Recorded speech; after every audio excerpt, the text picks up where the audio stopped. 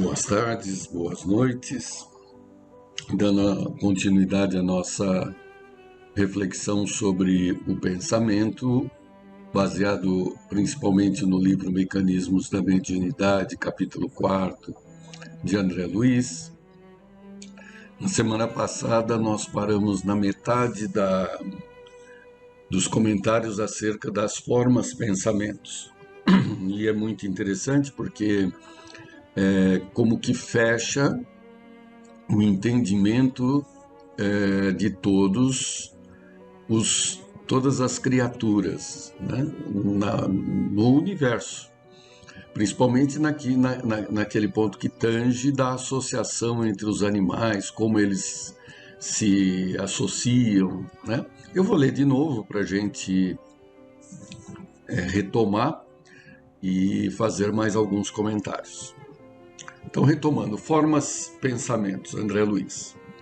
Pelos princípios mentais que influenciam em todas as direções, encontramos a telementação e a reflexão comandando todos os fenômenos de associação, desde o acasalamento dos insetos até a comunhão dos espíritos superiores, cujo sistema de aglutinação nos é, por agora, defeso ao conhecimento, quer dizer, impedido do conhecimento. Então, como é que funciona isso? Capacidade de associação, associação é como a gente se identifica. As associações, ou elas são repulsivas ou atrativas. São essas forças que estabelecem o desenvolvimento da própria inteligência. Na medida que constatamos as associações, mais podemos deliberar e escolher sobre elas. Essa deliberação entre as interligações, interleges, é inteligência. Então, isso é quem rege o universo, é uma pauta de regimento, que são leis que começam desde as partículas subatômicas, em que tem elétrons, prótons, quarks e tudo mais, que são regidos por associações de atração-repulsão, passa pelo mundo da vida, entendendo aqui a vida, o mundo vegetal e animal, em que cada um deles expressa uma forma fragmentária de pensamento nos animais, e que essa fragmentação, encontrando uma identidade, uma fragmentação parecida, significa que quem emitiu aquele fragmento é da mesma espécie. Portanto, é assim que os animais se identificam, como ele escreveu aqui. E isso se estende até os espíritos superiores. Então, o pensamento, ele é a base da nossa evolução.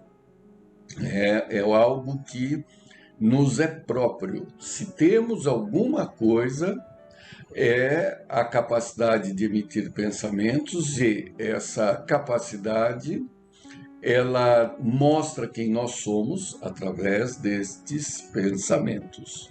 Então, o que temos? A nossa fonte de experiência para gerar pensamentos. Continuando. Emitindo uma ideia, passamos a refletir as que se assemelham. Ideia essa que para logo se corporifica, com intensidade correspondente à nossa insistência em sustentá-la, mantendo-nos assim espontaneamente em comunicação com todos que nos esposem o mesmo modo de sentir. Então podemos individualmente criar uma forma pensamento, sem dúvida. É o que fazemos. Quando essa forma de pensamento ela interage com outra semelhante, ela começa a ter mais capacidade de fluidez. A sua potencialidade aumenta. E quanto mais intensa a vontade em gerar aquele pensamento, quanto maior a quantidade de pensamentos semelhantes, maior a influência sobre a matéria e, portanto, a possibilidade de plastificação desta matéria a materialização destas formas de pensamento, criando tudo que conhecemos, principalmente no mundo espiritual. Então, espíritos que, de alguma forma, estão ressentidos, emitem pensamentos de ressentimento, revolta, angústia, que, encontrando outros semelhantes, vão intensificando esta potência e vão construindo até as grandes cidades das trevas, as grandes tragédias, as grandes possibilidades de até destruição dentro daquele meio.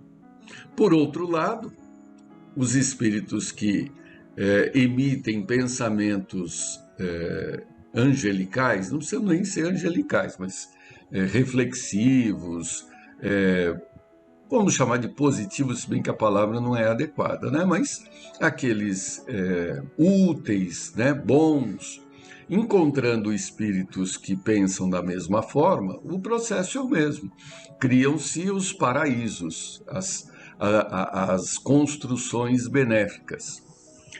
Entre um e outro, o primeiro, que são os pensamentos de orgulho, vaidade, egoísmo, pautado nesse tripé, eles formam essas situações de confronto. Já os outros espíritos, os bons espíritos, ou aqueles que estão querendo melhorar, participam da construção de um mundo harmônico. É o que nós costumamos chamar de bem e mal.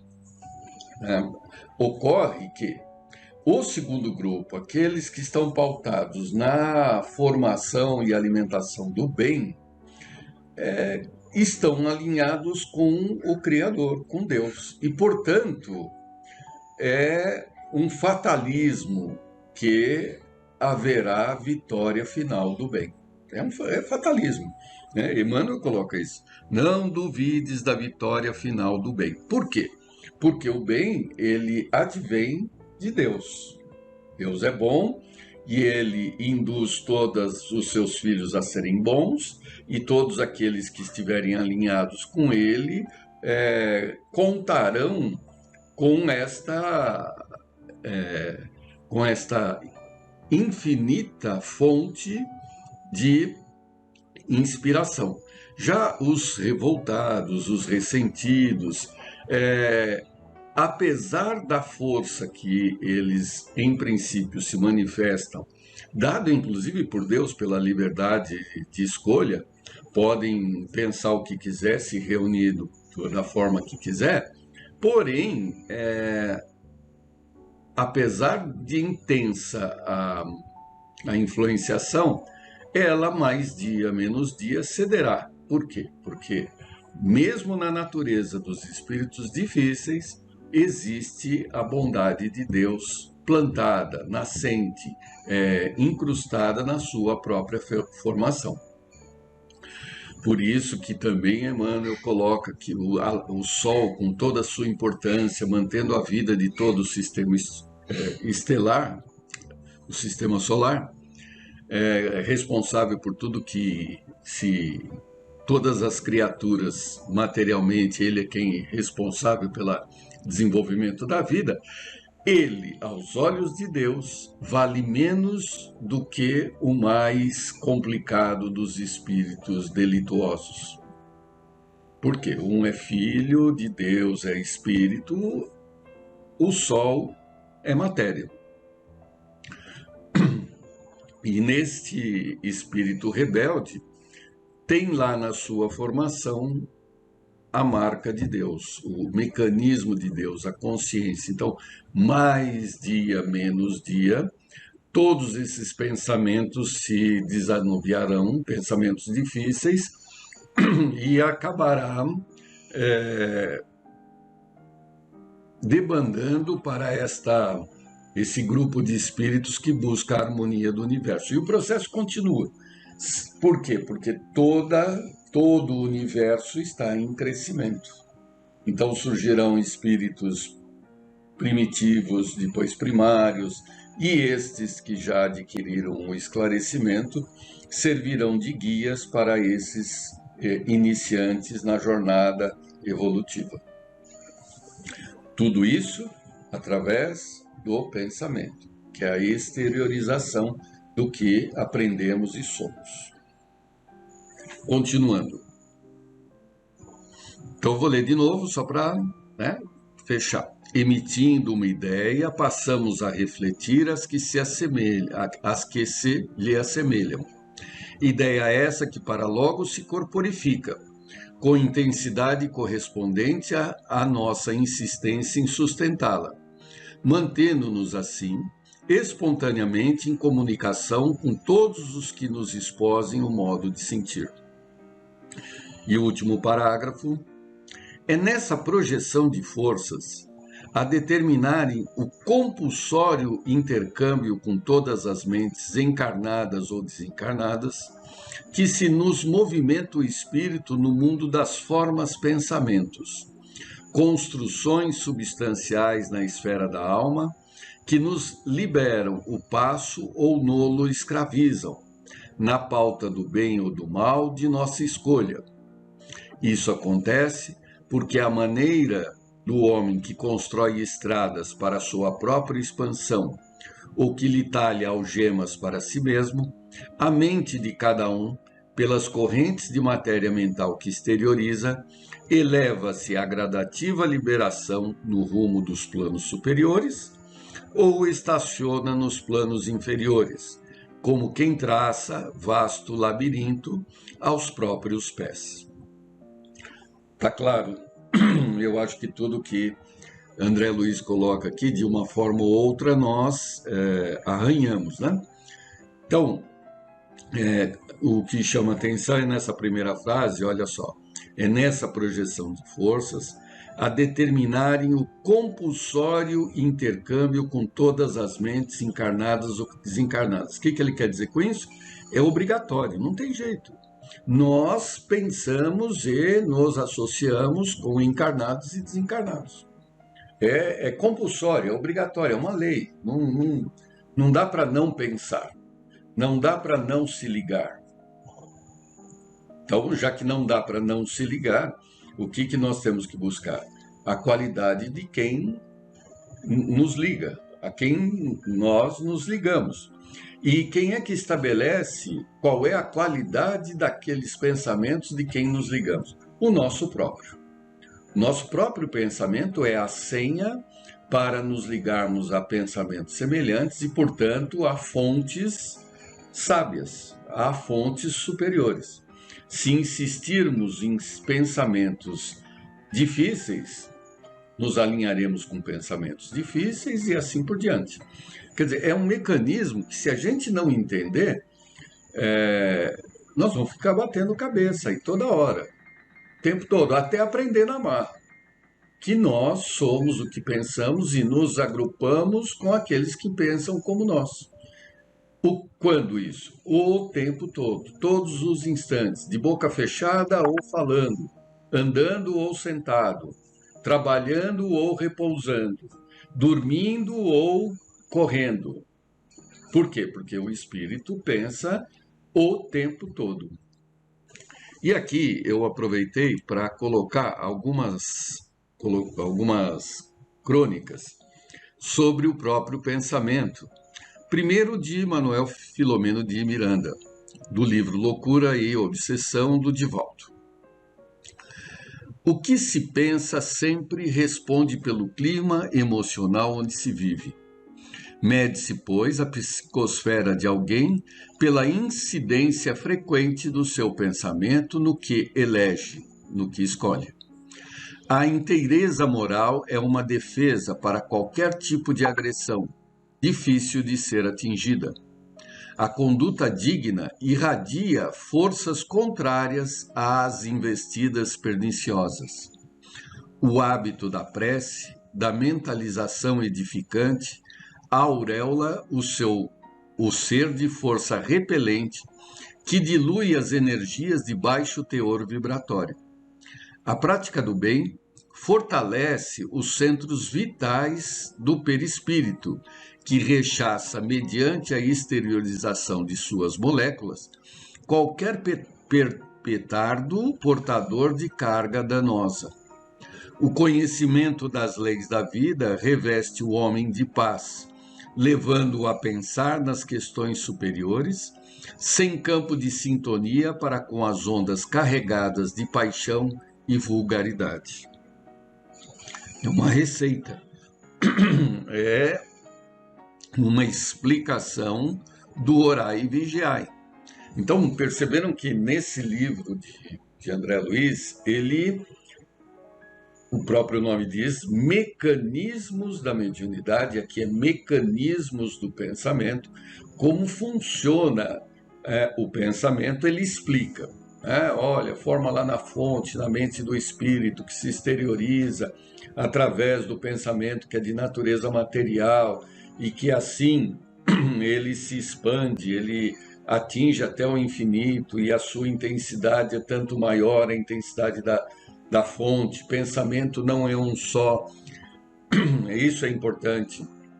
Assim, ele é muito semelhante à luz, mas assim como não existe um único raio de luz, não existe um único pensamento. O pensamento é uma infinidade de pensamentos semelhantes em dinâmica construção que vai formando um clima, uma aura mental, um campo mental.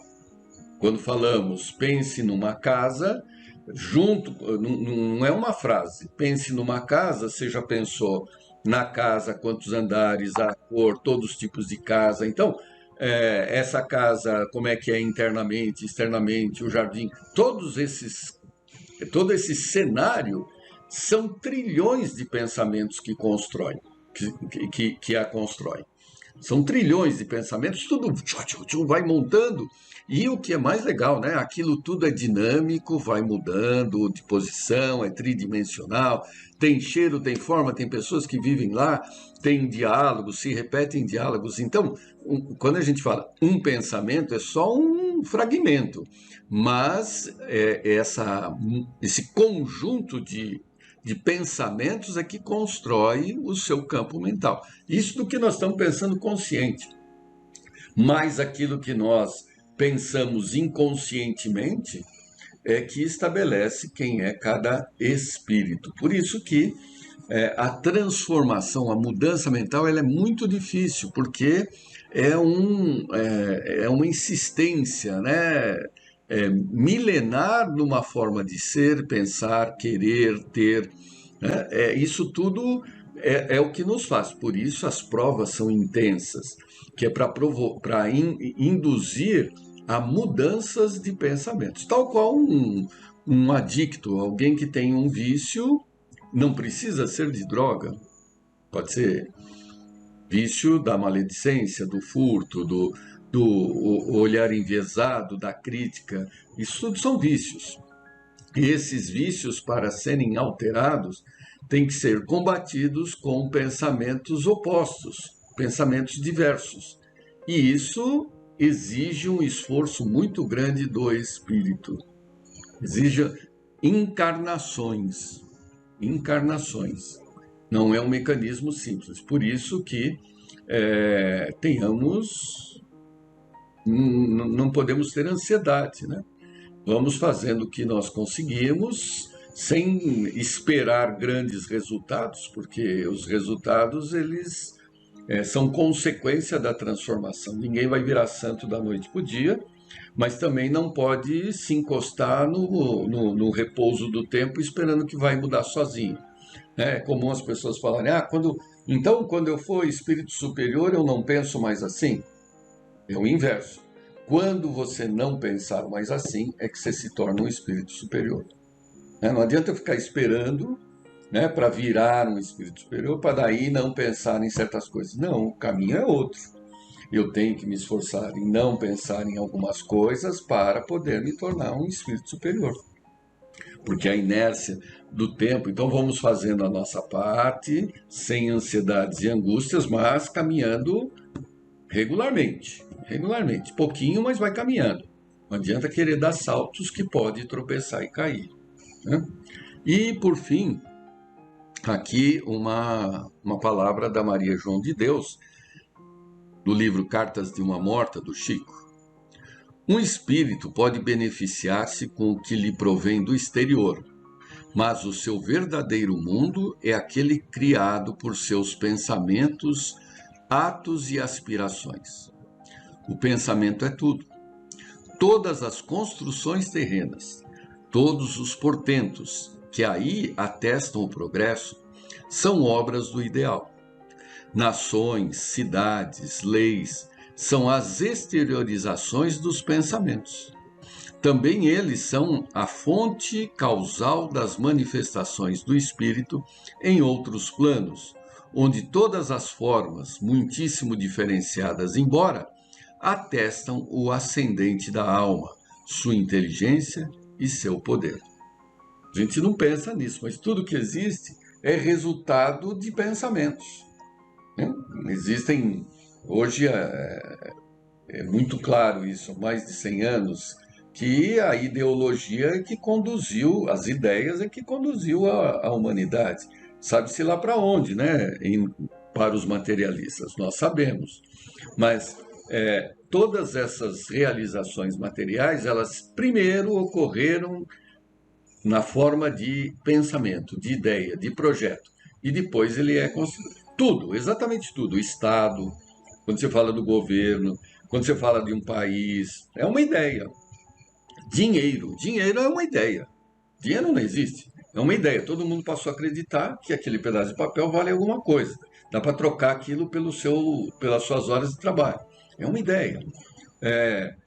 Todas as leis, toda essa construção social são ideias. Calendário é uma ideia, né? O que existe da natureza é o dia. Agora, se ele chama segunda, terça, quarta, quinta, isso é coisa do homem, é uma ideia. E para quê? Para sincronizar os pensamentos. O calendário ele serve para sincronizar os pensamentos. Olha, sincronizar, fazer com que todos pensem a mesma coisa num determinado dia e hora. Exemplo, domingo. Todo mundo entendeu que o domingo é para descansar. Se olhar para o sol, se olhar para o céu, você não sabe se é sábado ou domingo. Mas você tem que olhar na folhinha. E aí, quando você olha na folhinha, que é uma criação mental, você fala, hoje é dia de parar de trabalhar. E quem para? Todos. Natal. Natal é legal. Todo mundo para no Natal, porque é o dia que Jesus nasceu, convencionalmente. Então, uma Copa do Mundo em que alinha bilhões de pessoas assistindo um jogo é uma forma de sincronizar pensamentos, que é o que se busca. Primeiro a gente tem que dominar os próprios pensamentos, depois nós vamos associar com aqueles que sejam afins e vamos, sob a égide de Jesus, alinhar esses pensamentos, sincronizar para o bem comum. São esses os passos sociais do mundo de regeneração, né? Primeiro a reforma íntima, depois a reforma social. A reforma social e a reforma mundial só ocorrem depois da reforma íntima. Prazer em revê-los até a semana que vem.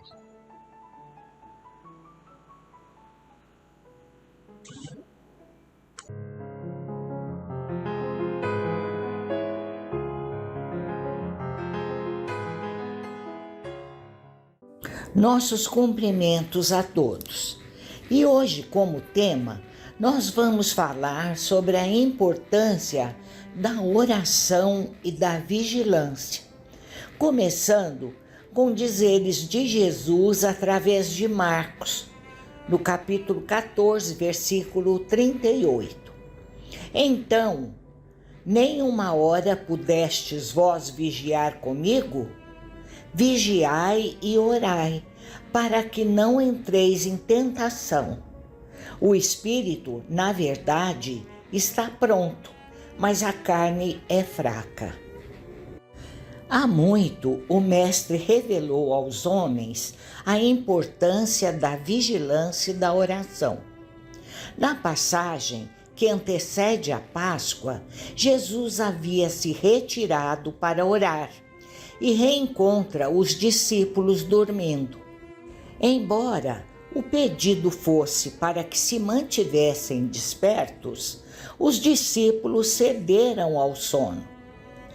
Para nós, a interpretação evangélica é de atenção e cuidados com o caminho apontado por Jesus para sustentar o equilíbrio e as boas escolhas, tendo a prece como força espiritual a nos apoiar.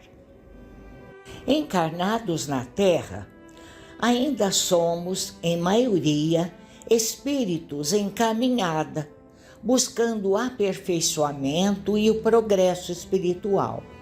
Por isso, qualquer queda é sempre fácil. Provisoriamente, no plano físico, deixamo-nos levar pelo imediatismo, pelo caminho largo, pelo sono do egoísmo. Eis que somos chamados pelo amor ou pela dor à renovação íntima. Emmanuel, no livro Fonte Viva, afirma que as mais terríveis tentações decorrem do fundo sombrio de nossa individualidade, assim como o lodo mais intenso, capaz de tisnar o lago, procede do seu próprio seio. Nas raízes de nossas tendências, encontramos as mais vivas sugestões de inferioridade. Daí o imperativo da vigilância e da oração, para não cairmos em tentações que procedem do mundo exterior e também do nosso interior. O orai e vigiai, dito por Jesus, também é citado em Mateus, no capítulo 26, versículo 41. Quando Jesus pede aos discípulos para vigiar e orar, ele também diz: o espírito está pronto, mas a carne é fraca. Com isso, ele quis dizer que, embora o espírito esteja sempre disposto, a natureza humana, que representa a carne na frase, é frágil e não acompanha o vigor do espírito. Kardec, ao avaliar a passagem evangélica em que Jesus aborda o adultério, segundo Cristo, o adultério não se dá somente pelo ato, mas também pelo desejo. Kardec comenta: a verdadeira pureza não está somente nos atos, está também no pensamento, porquanto aquele que tem puro coração nem sequer pensa no mal. Foi o que Jesus quis dizer. Ele condena o pecado, mesmo em pensamento, porque é sinal de impureza. Nós, como espíritos em evolução, nossa vida terrena é repleta de provas e expiações. Passar pelos desafios impostos nesta jornada, seguindo os ensinamentos morais de Cristo, é o que nos permite evoluir. Quando vigiamos nosso comportamento, somos menos propensos a cair em tentação. Essa tentação não representa somente os atos de violência grandiosos, mas também os pequenos gestos. Irritar-se com o próximo e ser rude durante uma conversa, por exemplo, é uma tentação. É uma atitude de quem não soube ser paciente e compreensivo. Por isso, temos que nos manter vigilantes o tempo todo. Só assim poderemos praticar o bem. E a oração é uma forma de pedir proteção e acompanhamento dos bons espíritos. Além disso, ao orarmos, afastamos os espíritos inferiores que poderiam nos obsediar e influenciar a cometer deslizes morais. Se só vigiarmos sem oração, não teremos a força de que precisamos para enfrentar os desafios. E se apenas orarmos sem vigiar, estaremos somente terceirizando a responsabilidade pelos acontecimentos em nossa vida. Por isso, vigiar e orar são duas ações concomitantes e essenciais no nosso dia a dia. A oração tem o poder de nos confortar e trazer o ânimo que precisamos para seguir em frente em busca da nossa progressão espiritual. No Evangelho segundo o Espiritismo, Kardec fala sobre a qualidade da prece, com base nos ensinamentos de Cristo. E diz: Jesus definiu claramente as qualidades da prece. Quando orardes, diz ele, não vos ponhais em evidência, antes orai em secreto. Não afeteis orar muito, pois não é pela quantidade das palavras que sereis escutados, mas pela sinceridade delas. Antes de orardes, se tiverdes qualquer coisa contra o teu irmão, perdoai-lhe, visto que a prece não pode ser agradável a Deus, se não partir de um coração purificado de todo sentimento contrário à caridade. Orai, enfim, com humildade, como o publicano, e não com orgulho, como fez o fariseu. Examinai os vossos defeitos, não as vossas qualidades. E se vos comparardes aos outros, procurai o que há em vós de mal. No Livro dos Espíritos, na questão 660, Kardec questiona se a prece torna melhor o homem e obtém como resposta: sim, porquanto aquele que ora com fervor e confiança se faz mais forte contra as tentações do mal, e Deus lhe envia espíritos bons para assisti-lo. E esse é um auxílio que jamais se lhe recusa, quando pedido com sinceridade. Pela prece, os bons espíritos nos sustentam em nossas boas resoluções e nos inspiram ideias sãs. Adquirimos, desse modo, a força moral necessária a vencer as dificuldades e a volver ao caminho reto, caso deste nos afastamos. Atraindo a inspiração salutar dos bons espíritos, pode-se pedir deles a força para resistir aos maus pensamentos, cuja realização nos pode ser funesta. Nesse caso, o que eles fazem não é afastar de nós o mal, porém sim desviar-nos de nós o mau pensamento que nos pode causar dano. Deus permite que os espíritos nos sugiram caminhos, mas eles não irão fazer o trabalho de iluminação espiritual por nós. Caso contrário, perderíamos a responsabilidade de nossos atos e o mérito da escolha entre o bem e o mal. Temos que aprender a exercer o livre-arbítrio para o bem e para o amor ao próximo. No Evangelho segundo o Espiritismo, no capítulo 27, vemos: pedi e obtereis. E fica com esses dizeres muito claro que seria ilógico concluir a máxima: o que quer que seja que pedirdes pela prece, vos será concedido. que basta pedir para se obter. E seria injusto acusar a providência por não ceder a todo pedido que lhe é feito, pois Deus sabe melhor do que nós o que é para o nosso bem. Tal ocorre da mesma forma que um pai sábio recusa ao filho coisas que podem prejudicá-lo e são do seu interesse. Vamos concluir o tema com uma mensagem de Emmanuel, Evitando a Tentação, do livro Palavras de Vida Eterna.